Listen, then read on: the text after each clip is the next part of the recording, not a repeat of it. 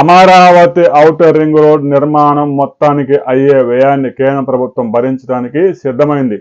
ఈ విషయం అందరికీ తెలిసిందే. అయితే అమరావతి ఔటర్ రింగ్ రోడ్ని రాష్ట్ర ప్రభుత్వం ప్రతిపాదించిన 150 మీటర్ల వెడల్పుతో కాకుండా దాన్ని 70 మీటర్లకే కుదించారు జాతీయ రహదారుల సంస్థకు చెందిన సీనియర్ ఇంజనీర్స్.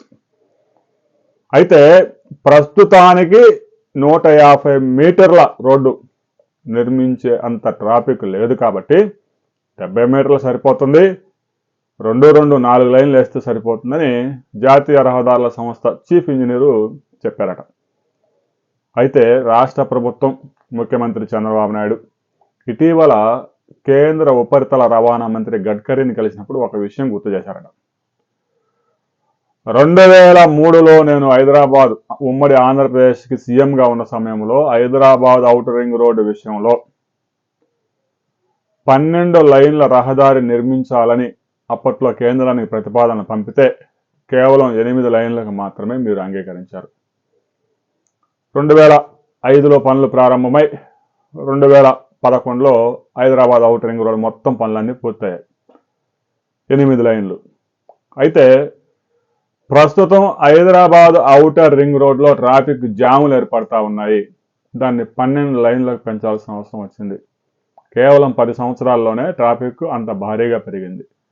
మనం నిర్మించిన ఏదైనా బ్రిడ్జ్ అయినా రోడ్డు అయినా 10 సంవత్సరాల్లోనే దాన్ని అప్గ్రేడ్ చేయాలంటే చాలా కష్టం.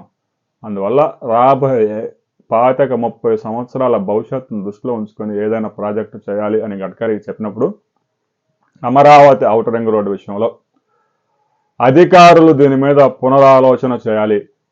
ఒకవేళ 70 మీటర్ల వెడల్పుతో నిర్మించిన 150 మీటర్ల వెడల్పు చేయడానికి అవసరమైన భూమి మొత్తాన్ని ఇప్పుడే సేకరించాలనే విషయాన్ని కూడా రాష్ట్ర ప్రభుత్వం కేంద్రానికి విన్నవించింది. దీని మీద గడ్కరీ కూడా సీరియస్గానే అధికారులు చెప్పారు.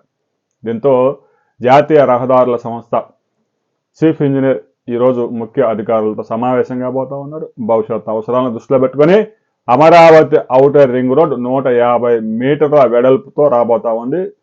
కేవలం భూసేకరణతో సహా అటవీ భూములు సేకరించడంతో సహా ప్రతి పైసా కేంద్రమే దీనికి పెట్టుబడి పెట్టుకోబోతా ఉంది. రాబోయే రోజుల్లో దీని మీద ఒక కీలక నిర్ణయం రాబోతా ఉంది. ఆ నిర్ణయం వచ్చిన తర్వాత మరో వీడియోలో తెలుసుకుందాం.